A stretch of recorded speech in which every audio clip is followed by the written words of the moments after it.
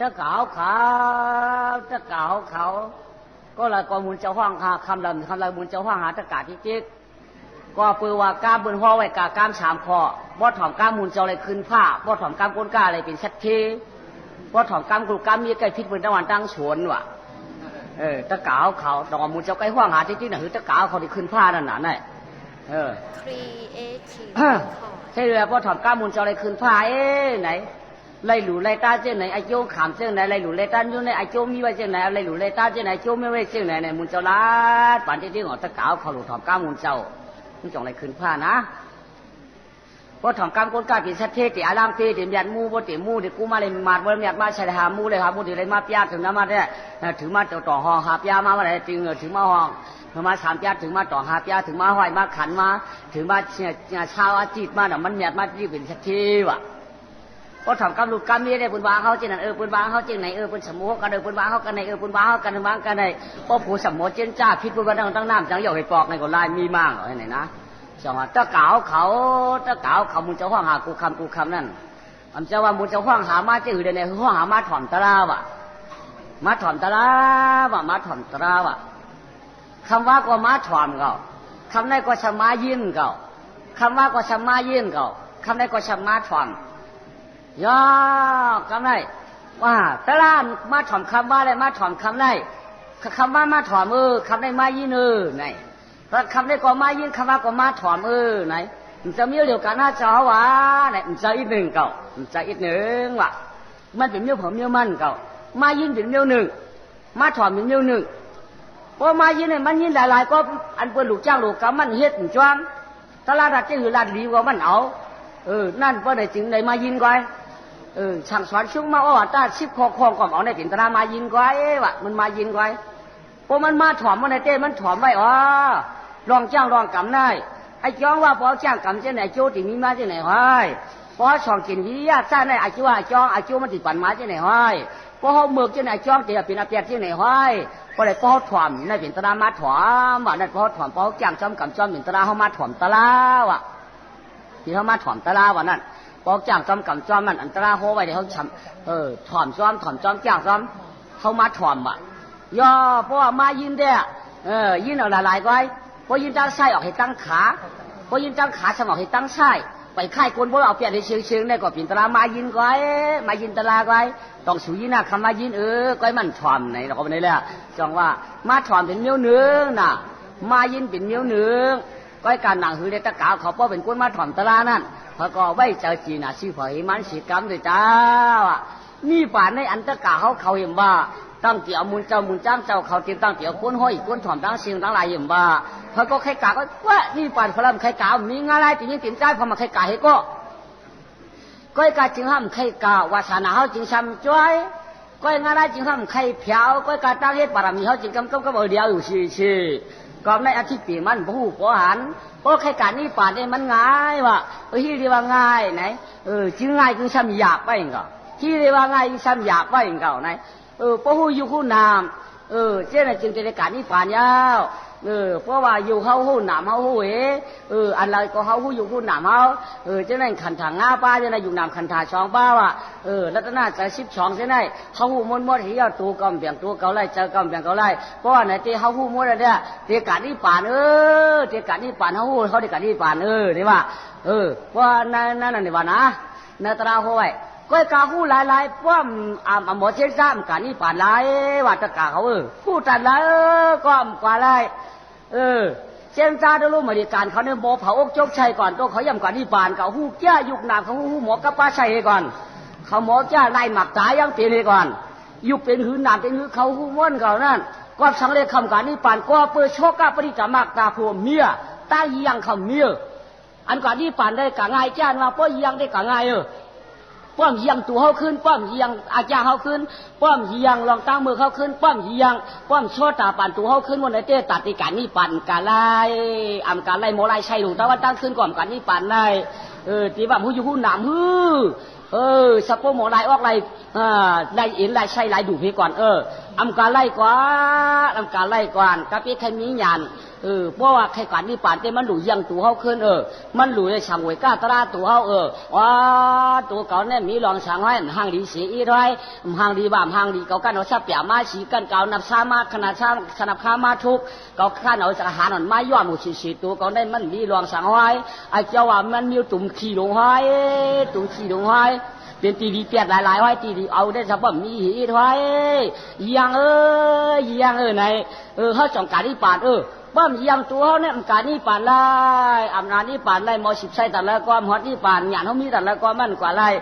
กาเปียใครหูอยู่หูนามละกาเปียใครหูละมันกว่าบ้ามยังตัวเขาขึ้นบ้ามยังสังขาราขึ้นบ้ามยังโกลองรองขึ้นยังนั่นมันเป็นสังเวยกาตราน่ะชอตาปัดพระโกมากชอตาผูชอตาเขาชอตาตัวเขาไล่ชอตาวิญญาณอันว่าแต่ชอตามีไม้เยาไหนมีป่านเขาจ่องไร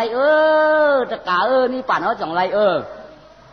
บ่ห้ามยังเขาตีกว่าอยู่ไรมันเหมือนเจ้าหือแล้วในปุ่งแจกมันตีคอละชุดมันเอาตีแจกมาได้ก่อนเนี่ยคำว่าเนาะเขากินเนื้อเขากินปลากลมหวานโคน้ำมันงากลมหวานโคน้ำมันหมูเพื่อกินเหย้าเข้าปุ่มเขาเหย้าเพื่อมันกากออกปุ่มเขาเหย้าขึ้นกากออกกัดถอกแปดสำเนียดปลายมันพวกกันมีออกมาชูห้ำไข่มูตัวมันก็สังก็เปว่าอันเขากินเป็นเนื้อเป็นป่านเขาลุ่มลาคำว่าคนน้ำมันงานั่นก็อย่างเก่าเย้าเพราะห้ามยังตัวเหมือนยังกองซีเดียมกันนี่ป่านได้การนี่ป่านได้เขายังตัวเขาเหมือนจริงเขายังเนื้อป่านเราคำว่านั่นก่อนเขายังเหมือนนั้นก่อนจองการนี่ป่านได้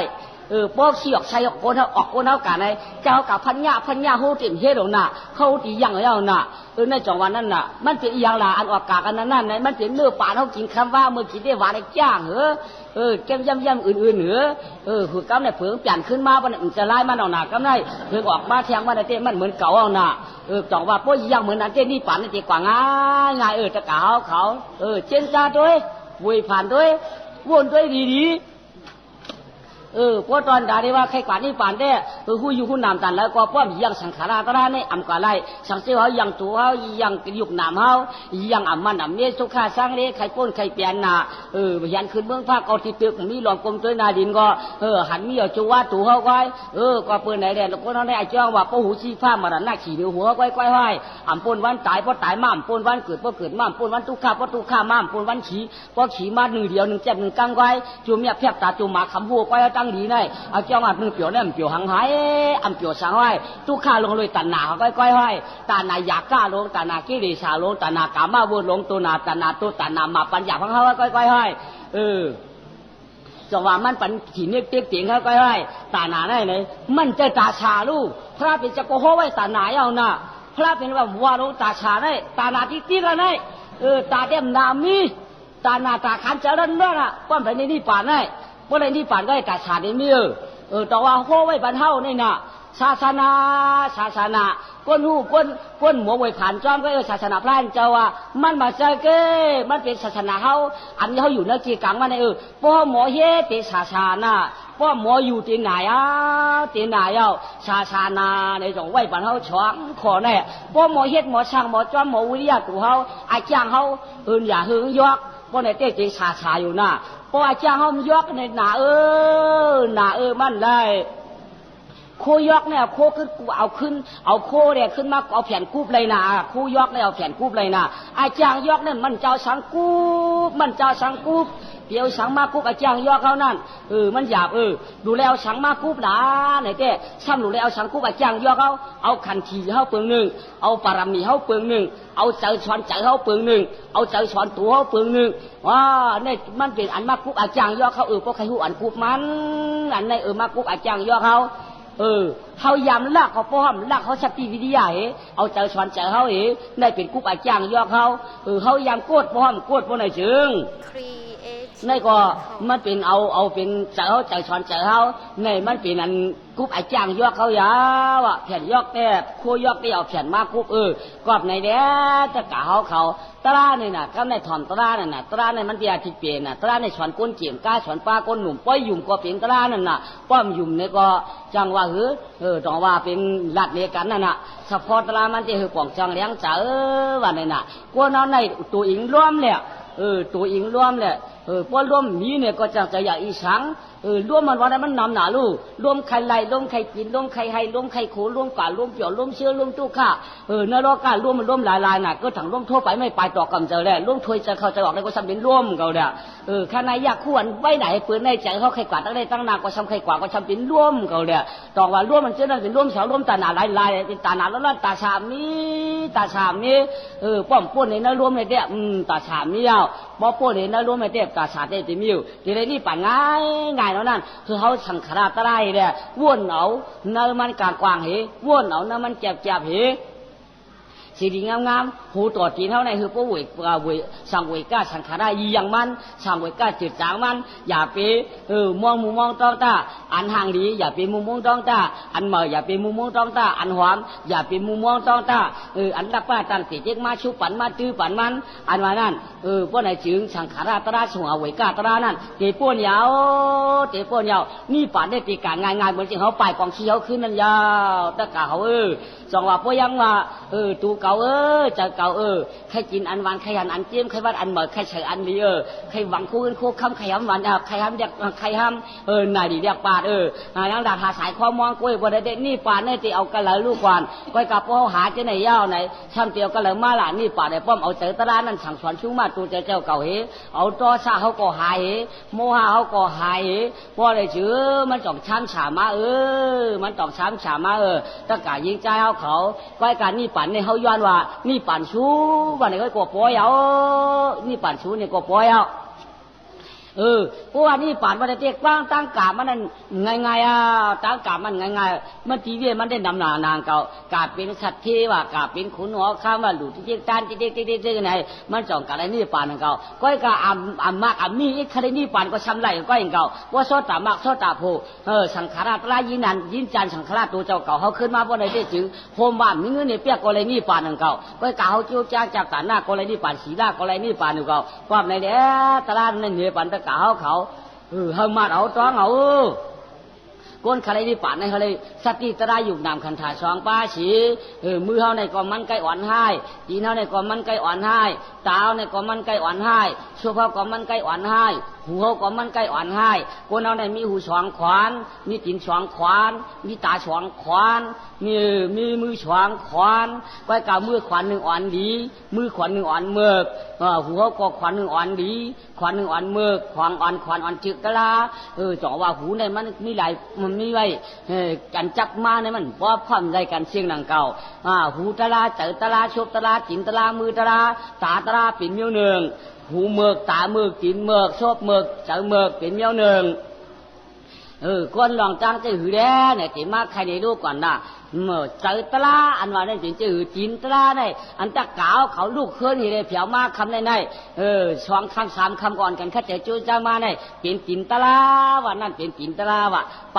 หลงมาถ่อมตะลาเลยหูตะลาก็ออกมาจินตะลาก็ออกมามือตะลาก็ออกมาเจอตะลาก็ป้ามาจ่อมาถ่อมตะลาว่ะย่อป้อมไปมีจินตะลามีหูตะลามีเจอตะลาชุมกาอ้ำกาคือหนามาใครนอนหนามาขี้เต้ก็ต่อปืนถอนตราพ่อมือก็เขายังไปนอนก็มีอย่างเก่าว่าเพื่อว่าห้ามใครเก่าข้านนั่นก็เพื่อว่ากินตราไปป้าหูตราไปมีนั่นไปใครกวาดถอนนั่นมันใกล้เป็นน่ะคนนรกกันเลยชุ่มมือนอนจ้องเมื่อใครนอนจ้องปุ่มต้องก้องปุ่มเมาต้องปองปุ่มกับป้องต้องเก่าหนาขี้เก่าขี้ต้องเก่าอิว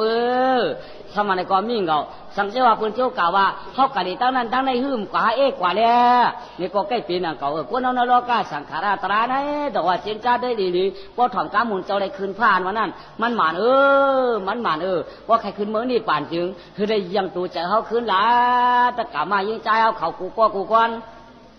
ว่ายังตัวจะเขาขึ้นว่าจึงนี่ป่านนั้นเขาตีหันถึงที่เทือกมันอยู่ยาวกว่าในเนี้ยจ่อมาจ่อแต่แทงชูตัวก็เอาร้องพระปีนเจ้าเขาอันวันนั้นอยู่ยาวว่าเปลืองแรกไหนอันพอมาคำว่าใหญ่เมื่ออยู่เมืองละกายอ่องเหอกับเมื่อเปี่ยวเมื่อเชื่ออ่องเหอเมื่ออยู่ในนางเมื่ออยู่ในนางเจ๊สีตายเอาหนาไม่เมื่อเป็นลูกนางเมื่อเป็นลูกขวยนางอุรวัติย่องเหอกำได้ไปกาจำขึ้นใครเทียงวันหนึ่งมื้อหนึ่งรู้ก่อนเนาะกว่าปืนน้องมันเราเติบบิ้วไปไม่หุ่งนี่ไปกวาดร่างหลายป้อมขึ้นมาใครเทียงมื้อหนึ่งไปยาวเนื้อเมืองไหลเนี่ยเพราะว่าถ้ากะเขาใครหัวว่าในเจิง น้าเมืองจำปานากูน้าเมืองจำปานากูอ่ะลูกฉันก็ชื่อขัดขายง่ายเฮือนมีหางน้ำใหม่ก้อนมีเจ็ดเป็ดเกาจันว่ะเฮือนนั่นมันเจ้าว่าจ้าหนาเฮือนนั่นมันเจ้าก็จ้าหนาก้าก็ง่ายขายก็ถูกผูกฉันก็เจียวหมอกเจียวหมากว่ะเจียวตากการล้าเหมือว่ะอันไรก่อนมีลองตั้งตู้ข้าวมากก่อมสั่งปิดไว้ก่อมสั่งโตเมืองก่อมโมหวานก่อมอ้วนว่ะเมื่อยามนั้นก็หนักชัดชิ้นชนกันก็เต้นเมียผูกไปพักกี้ก็มันดีว่ะอายาสีปีเมืองก็อุดุยาสีสามคิงก็มันการเนี่ยหลักทักเปียมาสุธรรมะเป็นคุณอคำอ่ะอันเป็นน้าไม่รู้ป้าวันนักกันทวัดดีว่ะเป็นนายก้ามาเฮชีวันก็เฮืองเมืองก็เปียวน่ะมันง่ายปักหมุนก็ตันหมูไอ้ก้นเก่าพ่อย้อนไปเมืองจำปนากูในอาโลมันทนไหนเอาคำไหนวันก็มูลเมืองก็เฉาเผาก็มูลก้นก็เปียวเยาเพื่อนพ่อก็อุดก็ขานเยาเพื่อนก้นผ่านที่หูดีว่ามีเยาเป็นก้นเฮือชัดเทกี้ล้วนส่วนกันพ่อเป็นทาเป็นจ้านลำตัวหมักมันเขาบ้านเป็นสามควายอ่ะมึงลงเจ๊บ้าลงอ่ะ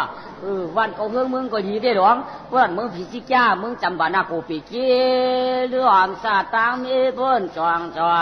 ก็ละเลยมือหอดมือป่องปอทำลืมเจ็ดตางปอกตางปรังเคลื่อนมือเพิ่นก่อยเกินเยาจอมือจำปานาโกปีกี้นายเผามาอยู่ก็มันมืดยาวเผามาอยู่ก็มันเปียวเผามาอยู่ก็มันจ้าเผามากล้าก็บ่ลืมตั้งมือเหมือนจึงมึงยังตุงในกว่าพอมาอยู่มาเช่าบ้านตื่นใครมือตั้งหนองตั้งหลังพอได้มาอยู่มาถังมันบ่ลืมไปตั้งหนังตั้งหนองตั้งหลังขึ้นไหนต่อว่าวันก็ขึ้นมึงก็จ้ามือจำปานาโกก็เป็นเรื่องไหนตะกาวเขาว่าเมืองกูปอกได้เมืองก็ผิดอึบเกือเมืองมีชื่อมีเชือเมืองอะไรเสียก่อนมานั้นเมืองเรียนอันได้เมืองควายก่อนจังปัดก็ที่ใครวัดมาได้ใครวัดก็ตื่นมีอันแล้วก็ได้จี้จ้อยมาเด็กก็อันนี้เมืองอันนำเลยขันตามบทเมืองอันเลยกดลูกถุงเนี่ยเมืองมีเพี้ยมีหลานอย่างอันเจ้าเมืองจึงสาวพากรเมืองวางจ้าเมืองอันเฮียงก็มีขวัญหลวนก็ว่าง่ายก้นกับย้อนไปก้นบ่อะไรสิวที่อยู่ป้อแจบเนอสิวเตืองเมืองคำจำปานากูได้ก้นขู่เต้ชุ่มหลังเฮือนเขาเตี้ยหลัดป้อมไรใครป้อมใจเอาเมืองเขาที่ว่ากว้างเลยก็หูเลี้ยงตัวหางเลี้ยงก้อยมีเป็นปากโคกชิบอยู่จะหนาพร้อมตายเอาเมืองนั่นเนี่ยจ้ายาวลาธานารับลาธานาปฏิสาจำบาเวียงคำในไว้กาเย็นแชนเยเมื่ออันโคเพเปิดตัวเมื่ออันสนุลันอาคารปานานผ่านบ่ลืมตางมือตั้งไหลทองตั้งหนองตั้งหมองมีเมืองจีโกมนเชื่อใจนาคุณนานางเปื้องกูวันนานางเหล่าพอฉันแสงเสือพอจึงจำกามจำมนจำเปียวเมืองจำปานาโกปีเมืองจำปานาโกปีจีในใจเอาคำไหนไว้กามุญอยากคุณน้อคำขาผัวเมียเนี่ยเป็นมิดุอ่อนว่าคำไหนข้าไปมิดุอ่อนหงก็ไปมีเมียก็ไปมีพระก็ที่จะอยากเพิ่งก็กว่าขาในเนี่ยเรียกขาจ่อมาตื่นปังกันมาหนึ่งว่าผมมันว่าเองไงนายก็ไม่สินี่ว่าก็กะหาดีมิดุอ่อนชัวว่าหาดีมิดุอ่อนป้อมมีบ่ในจึงพวกเขาอยู่เมืองพายาเมืองรุมยาวบ่ในจึงอันตัดที่ว่ามาปูวันสามเมืองสิงถึงเมืองคำเมืองจำปานากูในมันมีผาไก่เจอละโยอยากตัดที่ชุนหน่อยเคยคุณก็ถึงนั้นมีเอานางชูได้เอาตั้งหมอยาเข้าแตกได้ย้อนดูย้อนลาล่ะมีลูกหญิงก็ดีมีลูกชายก็ดีมีลูกหญิงก็มีอุ่มจังว่ามีลูกชายก็จะมีลูกเป้าอันนี้เต็มหยาบช้างอันนี้เต็มหยาบช้างอันนี้เนี่ยยาวหยาบหนาชีเพื่อนมีลูกหญิงก็แก่มีลูกชายก็ทู่ยาวอ่อนกันย้อนยาวอ่อนกันย้อนยาวข้าเจ้ามาย้อนลูกย้อนล้างขายกำในยามตั้ง6 คืน 7 วันเตรียมยาวทากาขาก็จ่วยยำตั้งกวางสุดจองปุกตาปุกตีช่องคุณตาตั้งคุณตานางยามตั้งก็ปมนเชื่อใจพอได้มีลูกตานานวันเสือเชื่อมนแก่นชายสองขาผมย้อนกันย้อนดูย้อนล่างขาที่กำไนย้อนทำไมต่อมาวินไหวกายจับแทงชูต่อกว้างอาลองมีมันเจ้าเช็ดจ่าเจ้านอกอันขึ้นอ่องคุยไม่หูมือว่าคำว่านั้นไปชุดเชียงเลยจังลูกเมืองสีเมืองทุกสีตาไม้กำไน วางลูกเบิ้งตุกสีตาลงมาก็ปีลงมาเลียนลงมาวอนลูกหามาจำปูมาตุกสูนมึงคงกลางอะไรป้าจานน้ำมีเพียทีวีก็จำมันเจ้ากับเรื่องนางลูกป้าขันธาวตีนี่นะก็ไม่นางก็พนันได้ปักหมอกแล้วว่าพนันได้ปักหมอกแล้วสีฉาเมืองยังผ้าปังเสมาเนี่ยก็จองมือจู้เสียปีต่างเขากะลาเขาตากด้วยมือเรามืออย่างคุณอ๋อคำเขาเนื้อว่าหอพุ้ยกูลองยาวว่าที่เอาหมุนพวงเจ้าป้านั่งหนึ่งมังเถิกสามเจ้าไข่พระสุธรรมะยอดเจ้าอยู่สร้างหอหามอุสตังเลือคำว่าขันว่างพันใดปังหมอกเด้นางวลายสามมีนายยามอ่านดึกหลืนขึ้นไว้ขิงได้ไรสุ่มขาดพันอีสักแล้วมีเจ้าไหนขาดจ่องไรมาลาดคำเจ้าเป็นเจ้าต่างจอมเก้าพันขนางน้องมีเงามีหนังในไก่ย่อผัวไหวเฮ็ดไหนสีเอากำไรอันเป็นคุณออกคำว่าไอ้ก็ไปหู้ไปเจียงขาเสียปุ่งแต่ปีตาปุ่งน้าเขามาดูทำไมปีต่างปุ่งน้าเขาก็จ้าหน้าเขาเนี่ยปีต่างปุ่งน้าเขามาตากเลยว่ามือหน้ามาสาวจอมเขาติไม่ดูยิงนางสาวค่ะติไม่ดูยิงนางสาวขยาวลูกชายเนี่ยมาขาเป็นลูกยิงค่ะตีเกิดออกมาเป็นลูกยิงจิ้มกัดปีต่างดักไอ้จ้องรองตามมีไหนมาขยาวปีต่างคันนั้นชาตัวหนึ่งตุกสองคันไหนเป็นสามตุกสี่เป็นเจ็ดตุกกับสองเป็นเก้าค่ะพันเจ้านาเป็นเจ็ดไหนค่ะพวกเก้าช้ำสองตุก11ค่ะ11 2ตุก13เนี่ย13 4ตุก3 17ค่ะที่ก่อนกัดขยายก่อนกัดอีกขยาวปีต่างเขาก็มันจ้าว่าจ้าน่ะตักซ้อมหนักคัดตลาดปีเรือนหลอกหลาวันอุมดคนในใครตกน้ำตาลน้ำผู้เชื่อว่าปีต่างของกองจ้านาเขาง่ายตกมาหลายเม็ดตกมากะหือเนื้อมือโครงกลางได้เขาผู้เชื่อมาได้ปีต่างเขาก็ช่างป้อมจังไว้เอามีกะหือเพราะในแต่อันปีต่างเขาหูนั่นเดียวมีกะในผัวในการใกล้จกน้ำแต่ละน้ำมันว่าหรือชิงไหลเนี่ยว่าป้องตกน้ำมันก็ไอ้ผลชิงเฮ้เด็กกันนั่นก็ไอ้ดอกเอาไหมเขาหูดาวได้ข้าวเปียกไข่ตกน้ำมีชิงเลยเขาว่าตกเจ็บมาเจ็บขึ้นผลชิงเลยว่ะหรืออะไรวะหรืออะไรวะเขาว่าจะมีหลายล้านของผู้นะเขาว่ามีชิงไว้ในดูหนึ่งตกน้ำมีชิงไว้ว่ะตกตั้งเดือนก็มีชิงไว้ในดูเขาว่าแต่ผลชิงไหนในถามว่าในเกณฑ์มันเปลี่ยนสังเปลี่ยนปั้นช่วยกันหย่อนปริวัติกว่าสังในสังปั้นกุ้งก็เปลี่ยนหย่อนปียักษ์กันกว่าจำได้นางก็จมเชื่อยาจมเชื่อยาวคำในจอมหลองจอมลางยาวควรลองอ๋อคำก็ชาสู้ตำอย่างกว่ามือมานั่นปอกหนึ่งปันช่วยงวยยรนาปันนางยาวปันกว่าจ้างปากมาปากวูปากควายปากนำหลักบนเชียงดีไรถาวางทองยาวปันจีมอนนางกังข่าวก็พูดที่มีดูยิงสาวลอยก็หนุ่มนนผองแดสู้ต่อหลับต่อปันจอยนางป้อมยาซอ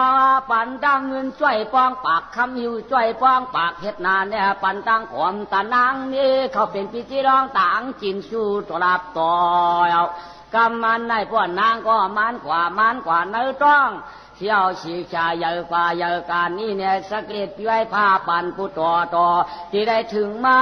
ย่าเมื่อปีหนึ่งที่ได้ยอมแก่ช่องลูกเหลือนั้นเปียงยิงก็เจ็บพายย่อมันมาปียอม2 เดือนไว้ของกำไหนพอปียอม2 เดือนมาเรา10 เดือนเกิดเจ๊ใบพอเจ๊เกิดมาเนี่ยก็กลายเป็นเจ้าหน้าห่างหอบเป็นกอเป็นเบี้ยไงเด็กชาปล่อยแสงคือปล่อยกวางชาหย่อนปล่อยมองเขาอยากก็ไม่เขากวางบุญหนำโม่ไว้สิปล่อยตัวรอเขาเสียขีดฉายไว้สิปล่อยปีปัดอาไงไว้สิปล่อยจากกรรมนางเวียนเขาอยากกำได้อ่อนกันมาล้อมผักกังเจ็ดจันเห็นเด็กกำได้น้ำมีเพียมมหาทีวีเลยเนี่ยก็มันเหนียงลูกหนึ่งล่างมันยางตาป่านนั่นเหี้ยกำได้จังว่ามีลูกไม้กำไนจอนนรกาในเด้อันห้องว่ามีลูกมีร่างอันวันนั้นมันเต้เก่ามันจะว่าก้นสำจะว่าการสำมุกเจี๊ยกับจะโยมหมาไอ้ความสั่งกามันง่ายมีไม้กำไนมีไม้มีลูกไม้กำไนเป็นนายยิ่งอ่อนไปก้อยใหญ่ยอกำในเจ้ซ้ำที่อย่างจอมสังหลา อย่ากอบวันห้าไปเจอก่อนอย่ากอบเหลือนห้าไปเจอก่อนอย่ากอบเปียไปเจอก่อนอย่าช่างหล่าอย่ากอบร่วมอย่ากอบร่วมทำอะไรกันได้พอรวมทองมาตื้อๆอยากกันได้อีหญ่ามีหญ่ากันมาใหญ่จอมเขามั่มน้ำนมใหญ่จอมรวมใหญ่จอมปีใหญ่จอมวันใหญ่จอมเหลือนใหญ่จอมกันมาตื้อๆกันไปจู้กันใหญ่มาวัน1 2วัน3วัน4วัน5วันรวมทองมาตื้อๆรวมกับปองมาตื้อๆกันได้ยอกันได้มือมันตีจ้าคือดอกมาได้มีลมถวยใจแหละมีลมตัวชาก้อยๆอย่างมาก็ไม่ลมโลภะก็ตีมีมาลมโมหะก็ตีมีมาลมจันทร์อยากกล้าก็ตีมีมาอย่างมารวมมันปองกันมาอย่างกบรวมมาตื้อๆอย่างกบรวมมาตื้อๆอย่างมาเพราะอะไรกำไรอาสากไรมาขบ1 ปีปลายมายาวกำไรพออย่างมาซาเลยมาขบ1 ปีปลายตีมาต่างปันจือนางสังเบียปีกังสกรรมดาวาที่กวนญาณว่าที่ลำได้กลางใจตัวเผยตัวมือคือเสียงตลาสันติอาปันเจือลูกนางน้ำมีพยาทีวีวะก็ปื้อพันนั้นไรปักหมอกก็ปื้อพันไรปักหมอกแต่นางรักอีกเนทีปานนายจองจือมานางเย้าจองว่านางสางห้องปากลาตีปีนางสวัสดีนางดีห้องว่านางสวัสดีนาสวัสดีก่อยดีหวำตอนมานางขิงขึ้นทีเดต่างปันชื่อคำปอมอาสวัสดีพี่ชอบมันยาวย่อนางก็อยากมาเตะกำไรอยากก็จีอยากก็เข้าเท่าก็ตีอยากเท่าตีเท่าก็พักลักตีลับกอบสวนตีอ่อนกันอยากมาตีมากำไรอยากมาพวกเขาก็หักไหนลุงจิ๋วไม่ได้หักไหนพวกเขาเมียเขาหักนาสติได้แล้วก็ไปจ่องเฮ็ดปันหอล้มนี่แหละหลังเนื้อมันนั่งอยู่ใกล้กินใกล้กันนั่งเนื้อหออยู่หัวล้มนี่นั่นเชียวนั่งอยู่นั่งหอเฉาเดียวนั่งสวัสดีหอเฉาเดียวไหนไม่อย่ามาอาสัก2 ขวบ3 ปี4 ขวบ5 ปี6 ขวบ7 ปี8 ขวบ9 ปีตัวลีตื้อต่อยหน่อยโหนาจ่ามีย่อยย่อนนางในห่างดีจีมือเป็นลูกอ่อนสูงขึ้นลอยกลมตื้อต่อยหน่อยนางพังจอยอย่าก็อาสักเดี๋ยวพี่ใบผ้าปันปดบ่ย่อนตกทองอาจากนางตื้นห่างดีแด่9 ปี10 ปีแค้นตัวก็เลยมา1 โค1 เด้งไกวข่าวก็แค่เหล่าตวงลองกู้ชวนห้างหมอนเลยมันมอยเสียงลาดในก็เจียมตันน้ำอ้อยมันจ้างลาดมันอ่ำจ้างไข่เชียงไก่ลาเชียงไก่ลาดนางก็มันง่ายโอ้เชียงลาดในกอบว่าถูกมาเจอเปิ้นไว้กำเดียวอาสักชีวิตหนักของม้าสองเพราะอาสักน้า12มาเนี่ยก็น้าข่าวม้าฉลาดเช่นอันนี้หมักมูลไข่หล่นกายมาไข่เป็นปากหิบไข่เป็นปากไข่เป็นป่าหิวหมักตาก้นใจมาลอยคำนี่เด้อนางเลยเด้ออาสักอย่ามา13 ตึกเป็นใครว่าเป็นสาวเชี่ยวอาสัก14 ตึกนั้นเดียวไปมีก็ฟ้อง2อาสัก15มาแต่ใจตึกหมองใครหมองโยอาสัก16มาตึกหมอหางคือหางโคเสียวใครทามาข่าวมาอีกมากันได้อาสัก17ยาวอาสัก17ใครมีลมเน็ตลมมวยช่วยจะมาขยับมาตานมังก้ามังขยิบขั้นอาฮะก็เพื่อว่าตาฉันตานั่นใครไล่อ่ำไล่หันก็ได้เปลืองหนึ่งใครกินอ่ำไล่กินก็เปลืองหนึ่งใครกามสร้างกาก็เปลืองหนึ่งก็เพื่ออยู่ที่ชุมมุงเจียไม่ได้ลาลิกามเปลี่ยนลาลิกามสร้างนี่เด็กกำไรนางนี่มันห่างนี่นะเราก็มันเล่าไหนลูกยังจะออกคำและจำปานาก็ตึกอย่าคืนเป็นอับโยสาวเชียวอย่ากาอาชาลชิไป7 ขวบปีไว้ผ้าปั่นปนอาลูนางก็มีน้ำยาวไว้นางก็เป็นนันใจกันวันไงเจอเข้าก่อนใจไปครั้งจำเสียนางในหลวงเราเนี่ยมันง่ายก็อาสักน้าเลยมา17 ปีก็ได้ห่างเดียวข้าวซอดดอดว่าตัดโจดถอดออกยันข้าพระอารันนั่งชอยัดที่ผ่านที่ปีจิ๊บจากพลเดียมหักกอตะตื่นเนื้อกำไนมันคือห่างดีไว้กำเหลียวมันคือห่างดีมันนะกับจักมันนะจ่าตีเปิ้นมึงแต่มันคือห่างดีม่ามทาวสานับข้าปล่อยนาอำทาวากาเชื่อมุนมาทุกมันทำอยู่แล้วลูกเฮดีห่างเคืองมันตื้นเล่าปึงมาติ้มเลียดติ้มเดียงนะ มันตึงทางดีเต้ๆดวงเจ้นายมันตึงทางดีเต้ๆว่าหน้ามันเต้ๆที่ป่าเหี่ยวหมักตาก้นใจว่าอะไรมาหันเต้กูล้วนหนุ่มป้อมว่าท่านป้อมกินข้าวก้นเท่าป้อมกินเมียงก้นอะไรหันเต้ที่ว่าหักชิงๆกันเนี่ยก้นจังนางตึงมีสีก็สีเผามาหันหมาป้อมเขาเนี่ยด่ามันง่ายๆปลองเล่าได้เจ้โดยหมาแล้วน่ะอร่อยกันอีดวงว่าตาดีเมืองกวนในนวลทาขาวพองก็ช่องตาก็เชื่อเชิงเงินเหมือนเปลืองกำกวางน้อยหวังว่าเมื่อเพื่อนบวมสามล้านลูกยิงจ่อปนังจิตจอมอายตัวมันนางซ้ำยางหอมง่ายโคลุงมาออกว่ามาที่ว่าตูนางซ้ำหอมที่ว่าตูนางซ้ำหอมมาได้ป้อกลางว่านี่หอมหมกหมูป้อกลางคำมาหอมหอมลิงยางป้อลือมาซ้ำหอมหมกเมียงฉีเสียวนางสาวสวยปีหอมหอมหมกสามยามซ้ำหอมดีอาไม่ดีอาแบบนี้เจ้ามีผู้หอมหมกหมูก็เป็นนั่นหอมลิงยางก็เป็นนั่นหอมหมกเมียงฉีก็เป็นนั่นปลามีได้เป็นพอก็ไปหู้เด้กำไรตึกย่าไหนเอากำไรย่อสมาวิ่งวายไก่ตาเที่ยงนี่เขาฉีเมืองว่ะกำไรเขาฉีเมืองในเมืองตังตกเมืองตังออกเมืองตังห่องเมืองตังจานพระก็สมัครใครดูยิ่งมึงอย่าคุณหนอคำนะพระก็ใครอำหูวันเหล่าเมืองอันเหล่าก็อำหูปินเผยก้อยพอใจจับจ้อยขอจามปังสวัสดีพระก็ใครจ้อยหวนเต็มสวยปีสาวเสียวพร้อมเจอนอนคิดโตเดียวซาเตียมาว่าลูกเจ้าไข่ผ้านับฐานหน้าเมืองปืนฐานีกอดยานยาวพระก็คือเปลี่ยนไม่กินเชียนบอลนวล